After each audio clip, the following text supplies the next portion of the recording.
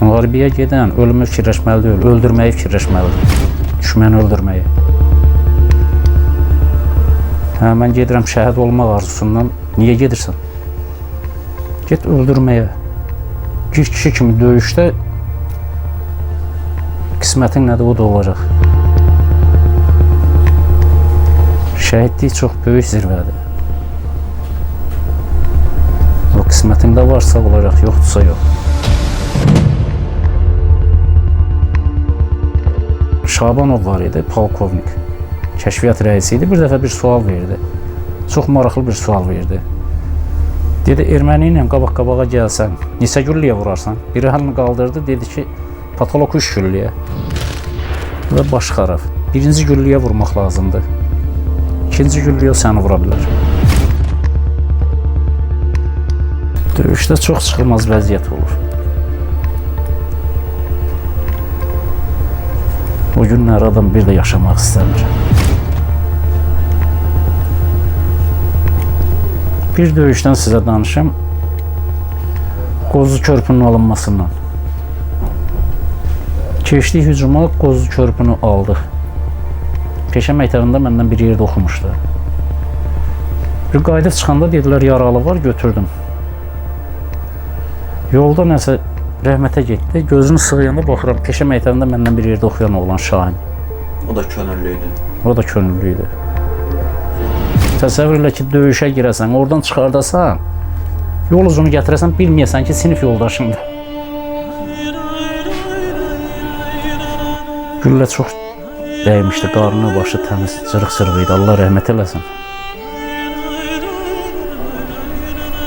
Belə şeylərə görə adam o günləri bir də yaşamaq istəmir. Təsəvvür elə sinif yoldaşını qucağında gətirəsən, bilməyəsən.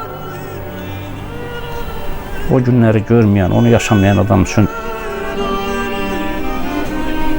o deyirlər, qıraqdan baxana döyüş asat gəlir, əlbəttə ki.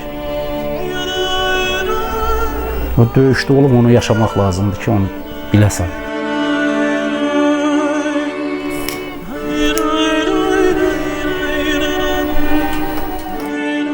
Döyüşdə qadın döyüşçülər var idi.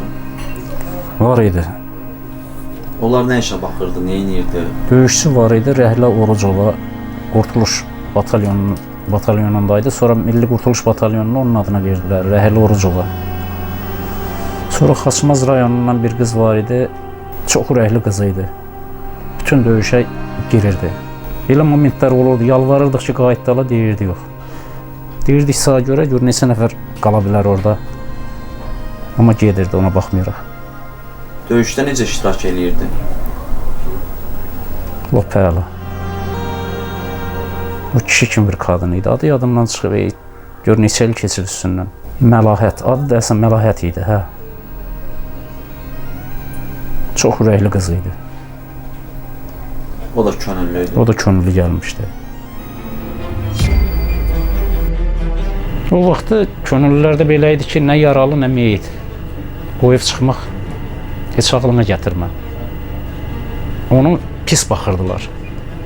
Kimsə kimisə yaralı qoya, kimsə ya meyit qoyub çıxar, ona pis baxırdılar, çox pis baxırdılar. Döyüşə girəndə şəhid olmağı yox, öldürməyi fikirləşirdi hamı. Bizim vaxtımızda 91-ci ildə silah yox idi, çatmırdı. 5 nəfərə bir avtomat düşürdü. Onunla əli alın girirdik döyüşə. Gözləyirdik ki, yanımızdakı kimisə vursun, onun silahını biz götürək, vurduğunun. Kaş indiki silahlarımız o vaxt olaydı. O vaxt olsaydı heç Yerevan da qalmazdı.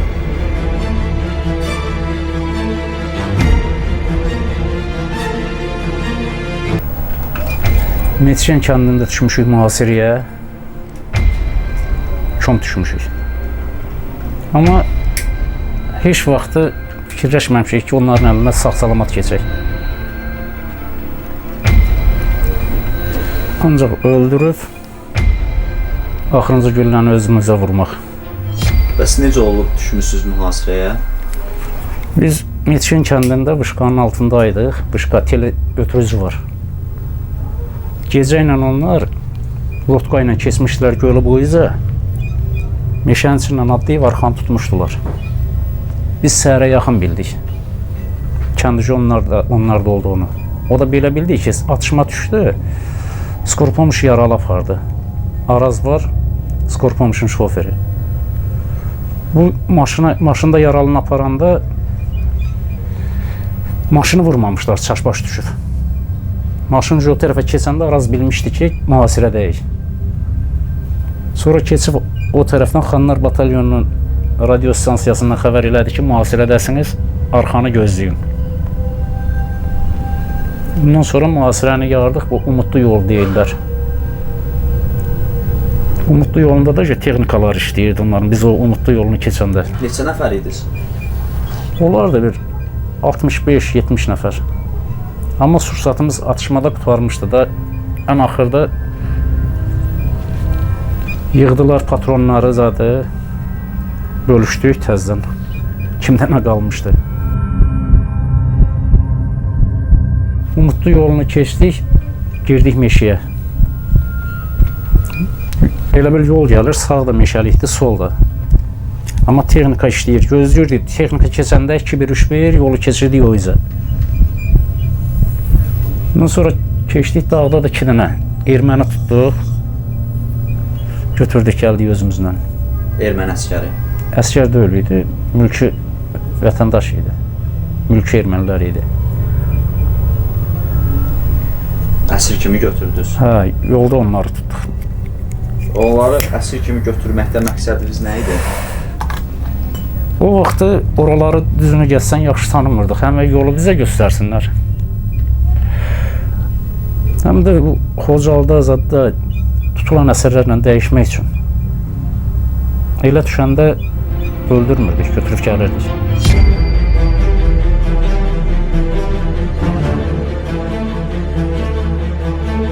Kəşfiyyata nə adla gedirdiniz? Kəşfiyyata qruplar gedirdi o vaxt. Ən çox oralara yaxşı bələd olanlar, meşəni yaxşı tanıyanlar var idi, elə uşaqlar çox idi. Onların biri seçilirdi starşı. Biz də avtomatımızı, sursatımızı götürürdük, qoşuluq onlarla girirdik.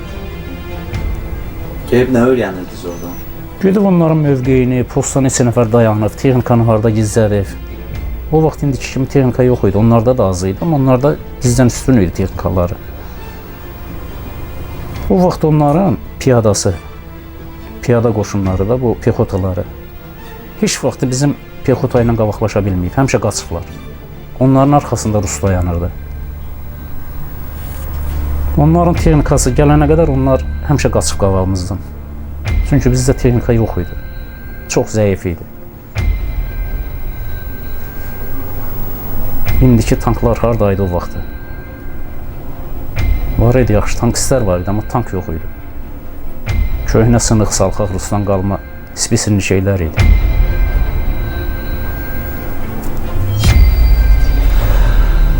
Bugünkü günə çox şükür, ordumuz çox güclənib.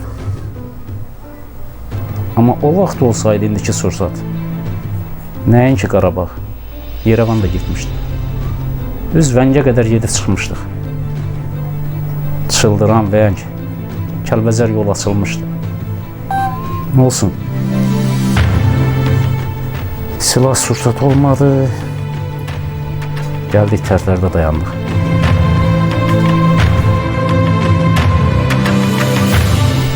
Erməni haqçıqları gətirirdiniz. Onu Maruşovan alınanda xeyli tutdular onu, harapardıqlarını bilmədim. Elə bir dənə erməninin öz avtobusuna doldurdular bizimkilər. Erməni qadınlarına. Hə. Özdə 5-ə gələndə içindən birini seçirdilər.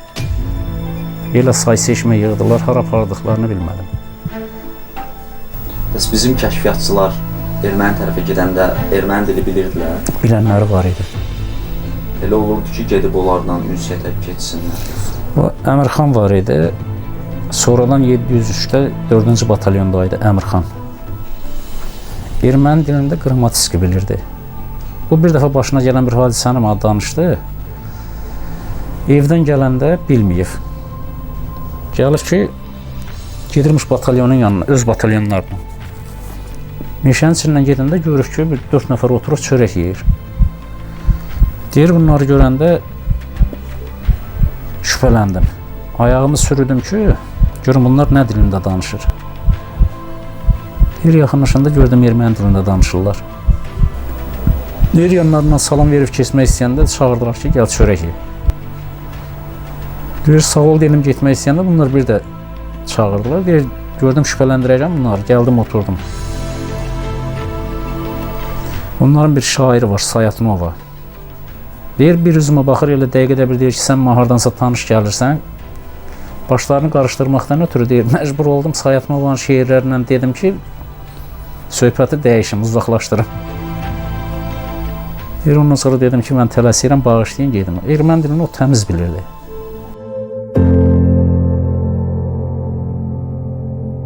İndi hal-hazırda nə işlə məşğulsuz? İndi tikintidə işləyirəm. Bir qadirəm, bir qadam var. Allah'ın bugünkü gününə şükür, dolanırıq. Müharibə sizin üçün nəyi öyrətdi? Müharibə onu öyrətdi ki, yaşamağı. Hər dəqiqə ölümü görürsən, yaşamağı onda hiss edirsən ki, nədir yaşamaq.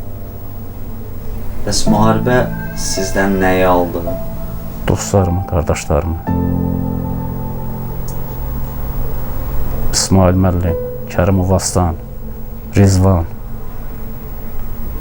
Müharibədə iştirak eləməyinizdən peşman deyilsiniz ki? Yox, olsa bir dəqiqə yenə gedərəm. Oğlumun biri hal-hazırda hərbiçidir, biri də hazırlaşır, özüm də yenə hazıram. Nisə ki, əlim silah tutur gedəcəm.